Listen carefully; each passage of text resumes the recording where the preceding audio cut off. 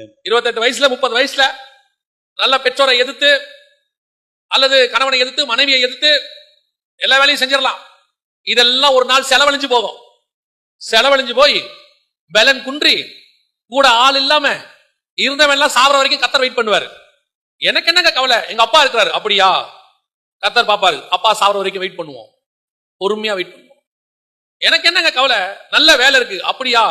வேலையை விட்டு உன்னை தூக்குற வரைக்கும் வெயிட் பண்ணுவோம். எனக்கு எங்க அப்பா கொடுத்துட்டு போன எங்க அம்மா வச்சுட்டு போன சொத்து இருக்குது. அப்படியா? ஏமாத்தி சொத்து காணாம போற வரைக்கும் கொஞ்சம் வெயிட் பண்ணுவோம். கர்த்தர் பொறுமை உள்ளவராய் காத்துக்கிட்டே இருப்பாரு. நம்ம அலைஞ்சு திரிஞ்சு ஆடி ஓடி ஜாலியா 10 வருஷம் ஓடிடும், 20 வருஷம் ஓடிடும். இப்ப துருத்தி தண்ணீர் தீந்துரும். இப்ப ஒண்ணும் இருக்காது. வயசும் 60 ஆயிடும்.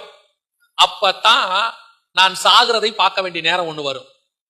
இப்போ தாங்கி பிடிக்கவும் ஆள் இருக்காது, மருந்து வாங்கி கொடுக்கவும் ஆள் இருக்காது, சூழ்நிலையில மருந்து வாங்கறதுக்கு காசும் இருக்காது. 40 ஆடின ஆட்டத்தினுடைய விளைவு 60 காட்டுவார் கர்த்தர்.